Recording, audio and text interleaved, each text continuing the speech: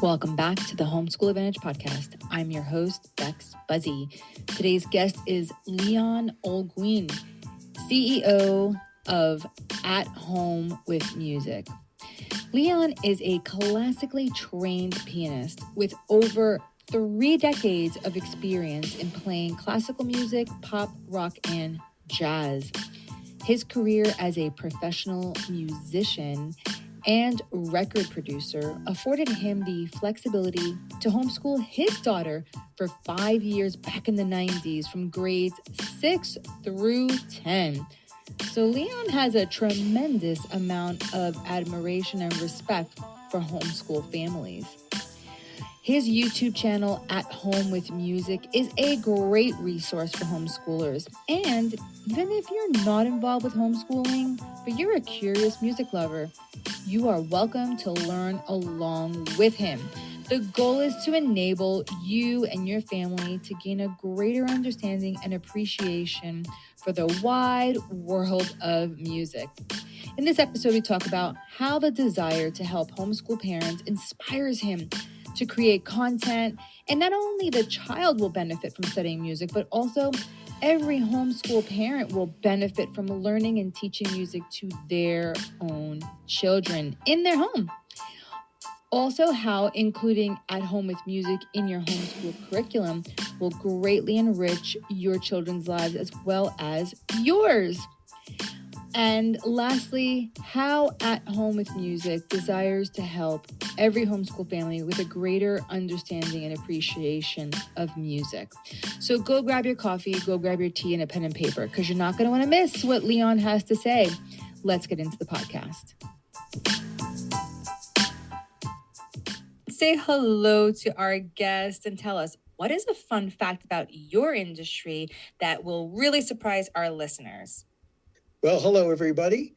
And this fun fact is that according to the Alexa ranking of websites worldwide, Google and YouTube are the most visited. And in fact, YouTube is the most widely used search engine next to Google. Oh, I didn't know that. Yeah, people go to YouTube to look for all kinds of things. Wow, that's really good to know that YouTube is used as a search engine. Oh, I didn't know that. Very cool. Which brings us to the focus of your work. Where is your platform? Well, my YouTube channel is called At Home with Music, and it's dedicated to enabling homeschool parents to teach all things music. That is awesome. Yes. Thank you. So how long have you been doing music? How long have you been playing? Well, I've been a professional musician since 1972. That might surprise some people, but I was actually only 13 years old when I had my first professional job. I was hired to be a church pianist / organist. People seem to think if you can play the piano, you can play the organ too. Yeah. I'm not really a good organist, but I was a pretty good pianist even at age 13. So I've been working professionally ever since, and I will be 65 this year. Wow, that's awesome. And you've been doing what you loved all this time. So what inspired you to create this, to teach music on YouTube? Well, I have a desire to help homeschool parents. I myself was a homeschool teacher for 5 years back in the 90s. I personally homeschooled my daughter from grades 5 through 10. Wow. So I was kind of in the minority being a homeschool dad who actually taught. But because I was a professional musician at the time, my career afforded me a great deal of flexibility. So I was able to work at night and on the weekends, and I had most of my mornings free. So I was able to teach homeschool during that time. That's awesome. I'm sure you know what, you probably built so many great memories with your daughter. I bet you guys are still close. Like, it's probably awesome. Well, yes, I'd have to say that it is. She's 35 now and lives about an hour and a half from us. We're in Asheville, North Carolina. She's down in Shelby, and she's been married for 11 years, and we're still very close. She talks to her mom almost every day. Oh. In fact, as we're recording this, my wife is on her way down there to spend a couple of days with her. Oh, that's awesome. You know, that's the beauty of homeschooling as well. I mean, yeah, it's probably has its challenges and, you know, rough days, but at the end of the day, when you overcome those things, you've built a bond and a relationship with your with your child that really is not, it wouldn't be available if they were gone all those hours from you, you know. And just being able to see, like, how I look at it is like, school is their life, right? At this point in their age, like, education is what they do. Like, that is everything almost, you know what I mean? It's like, it's what their focus is. So it's like, when parents are not part of that, it's like the most focal part of their life you're not a part of. And it's like, oh my gosh, you know, somebody else becomes an authority. But when you're in there, even if it's for part-time, you've placed yourself as an authority in there, and you're able to really speak into their life on so many different levels after that, because you've, like I said, you've made yourself an authority in understanding and learning. You've worked with them and all that different stuff. So it's awesome. And now you do it on a YouTube channel. So when someone goes on your YouTube channel, what will they be able to find? They'll be able to find resources that will enable them to teach their children all the basics of music. You know, I run into a lot of parents that say, oh, I'm not musical. But I tell them the basics of music are just simply a series of concepts that build on each other. And you, as a parent slash teacher, only have to stay a step or two ahead of your students. And when you think about it, that's how most teachers end up teaching a subject. You know, if you're teaching mathematics, for example, you don't enter into it knowing everything there is to know about mathematics and consider yourself a mathematician. You learn the concepts and then you pass them on to your students slash children. It's the same thing with music. You start from the basics. You know, here's middle C on the keyboard. Here's how you find the other notes. Here's a staff. Here's a treble clef, and so on. And you just keep building on that foundation. And so the parent can learn the concept, even if they don't consider themselves a musician, and then pass that concept on to their children. And in that way, it can prepare them. If they want to take piano lessons from a qualified teacher down the road, they've got a head start. And it may inspire within them a passion for music that they wouldn't have otherwise had. Yeah. And of course, the parent gains a lot as well, because anybody who studies music, I believe, will find their life enriched, their mind expanded, and they'll enjoy life a little bit more, I think. Oh, I agree. In fact, I got my degree in music as well, and I remember when I was going through it, going through music theory, I literally was learning math. I'm like, wait,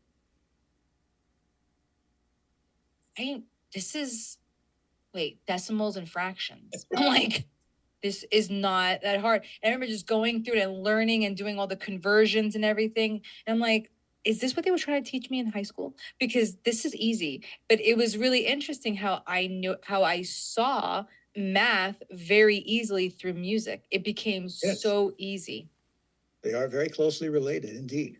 Yeah. Oh, I love music. So for me, I know that the arts, those creative arts, really allow children, students, really anybody at any age to be able to process what they are learning. Like, they're giving half their brain a rest. That part of the brain can really develop and, like, really process what's happening, while the other side of the brain is doing more creative things that are more relaxing. And those frequencies really do change your mood and your thought pattern and how you feel and things like that. It brings you into a completely different world that I know.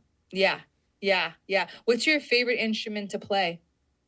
Well, I just refer to myself as an old piano player. I've dabbled with other instruments. I have a recorder. You know, everybody learns to play that a little bit. I have an accordion, which I don't play too often. But you see, my wife is also a musician. She's a guitarist and she plays the ukulele, and she has a lot of fun with those things. And so there's a lot of music in my house. Oh, wow. So did you guys play together ever? Yes, we do. Actually, we play together every Sunday morning at our church. We're in the worship band / worship team, whatever you want to call it. Yeah. I'm over there on the grand piano and she's over there on her guitar. And that's too cool. A few other people in the group as well, but we're like the supports. We're not actually leading, the singing, but we're providing the instrumental support for the worship leader. That's And so cool. we really enjoy it. It's a Oh real yeah, for sure. Yeah, I'm on the worship team too at my church. So that's great. I'm a singer though. Like I did play keyboard for some time, but that I didn't keep up with it. But I did keep up with my vocals. That was the one instrument that I kept up with. Well, that's great. I think that's great. Yeah. Actually, these are like my in-ears that I use for We my use those podcast. too. Yeah, these were really expensive too. I mean, like those are when you get like in-ears, like whoo, I was like, wow, really expensive. I kind of like them though. It helps me hear everything that's going on. Yeah, I have 12 drivers. Like, and I got a little design over here of a lion. So I got 12 drivers, and everyone was like, you don't need 12 drivers. You're a singer. I'm like, but I want to hear all the mids, all the lows, all the highs. I got depth, guys. I got depth. So oh, too fun. So, how have people been receiving your videos? What are some things that they've been like sharing with you? Well, I do get a lot of comments on the videos, and of course, it's kind of embarrassing to share them because people say things like, "Love your videos, very helpful, thank you, excellent video, thank you so much. Thanks for the simple, easy to understand, and most helpful lesson. You're an excellent teacher." About the only negative comment I've had is that you should do an overhead shot of your hands so that we can see what you're playing. And I took that to heart. And so many of my subsequent videos featured overhead shots so that people could see my hands and what keys I was playing and so forth. That's about the only thing. It was more constructive criticism than a negative comment. So I've been really grateful for the response that I've received. Yeah, that's really cool. You know what? And I think when teaching music, that's probably the most helpful is being able to see the person's hands, like what they're doing. I had a musician come on. He taught guitar. His name was Jake Booker, and that's what he would do. He'd have a bunch of cameras, and one camera would literally focus in on his fingers on what he's doing on the guitar. And the students are able to, and they can stop it and, put their fingers on there, play it, and then copy, stop it, and then, do it like that. So I think that's a really great benefit of being able to capture that, like, and really capture it on video, because live lessons are great. I'm not going to say they're not, they're great, but you don't get that moment where you can stop your teacher and see what they're doing, you remember like, oh, what did they say again? I use that technique a lot now when I'm doing piano type instruction. Yeah. Of course, when I'm teaching music history, it's just me talking to the camera and then putting up pictures and charts and videos and things like that. But when I'm doing piano instruction, I definitely use the overhead shot a lot. Yeah, music history is awesome too. I loved music history. That was a great class as well. I really enjoyed my music class. I mean, I remember they even taught me conducting. I had to learn how to conduct and all those different things. So I truly enjoyed it. So as we begin to wrap this up, where can our listeners connect with you and, maybe purchase some of your resources? Well, right now, all the videos on my channel are free to view at any time. And subscribing to the channel, which is to be encouraged, is also free, and that helps the channel a lot. Now, more in-depth materials and study guides that will be going out in conjunction with the videos, those are still in development. I've got a few of them done. I've created for myself a rather substantial amount of work. But once many of those are released, they'll be available to those who choose to support me on Patreon. And so I believe you have a link to my Patreon page. I do. I'm going to put all those links in your show notes so they can just click and go. Right. Yeah, they can go directly to my website and contact me directly through there. And I'm pretty good about responding to messages and emails and so forth. So yes, you are. I try. Awesome. So what is one big takeaway you want to leave with our listeners today from our conversation? I encourage every homeschool teacher, and really anybody in particular, to make sure that music is a big part of their life. I encourage homeschool teachers to include music in their curriculum. And of course, that's why At Home with Music exists, to give them that resource that they can learn, and then they can pass it on to their children. And not only will the children benefit, but of course, the parent, the teacher will benefit as well. And so that's what I want them to take away from what I do. It's a resource that I've put my heart and soul into it. I've been a professional musician for a long time. I've been a public speaker. I've taught piano classes in groups. I've taught privately, and I've been a performer. There's all kinds of videos of me performing on YouTube as well. Oh. So, you know, I've had a wonderful life as a musician. There's been ups and downs, just like any career. But I'm kind of in the final chapter, as it were. You know, I'm a little bit old to go on the road with a rock band. And so I'm finding this to be very fulfilling and gratifying. And it's really exciting to see more and more people subscribe to the channel. Yeah. And I hope to reach many more in the future. So when you went on the road, you did rock? No, actually, I was in what is known as a society band. I put on a tuxedo every night. And when I lived in Florida, we lived there for 32 years, from 1984 to 2016. And I was playing in country clubs, yacht clubs, private parties, basically for the greatest generation back in the early 90s. These were folks that were very well off, but also very well mannered. They knew all the dance steps. It was great fun. Yeah. And then in 2006, until we moved to Asheville, I was working with a New Orleans jazz singer. Her name's Sybil Gage. You can look her up on YouTube, and you'll see, if you go back a few years to some of her older videos, you'll see me in there playing boogie woogie and, you know, New Orleans jazz and playing in really rowdy New Orleans type parties and things. Great deal of fun.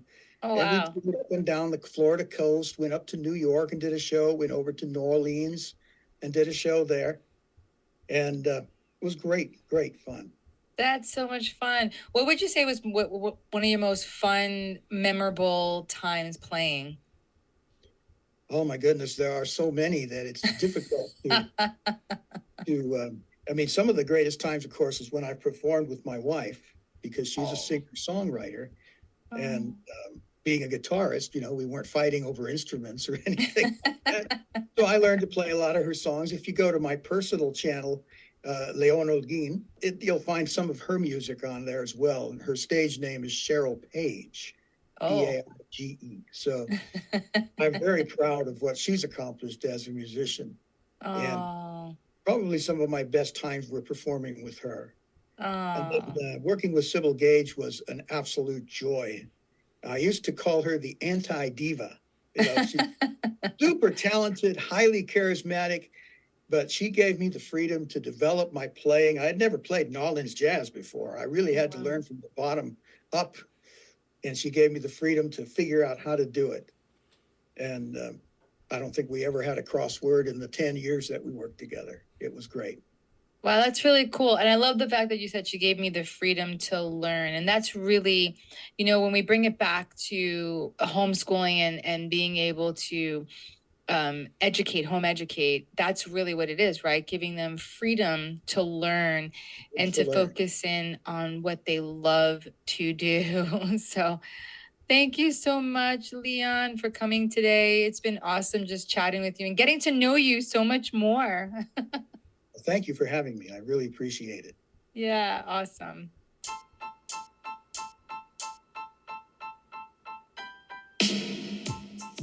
If you love the conversations we're having here on the Homeschool Advantage podcast, follow or subscribe our podcast to stay in the loop and never miss this amazing content.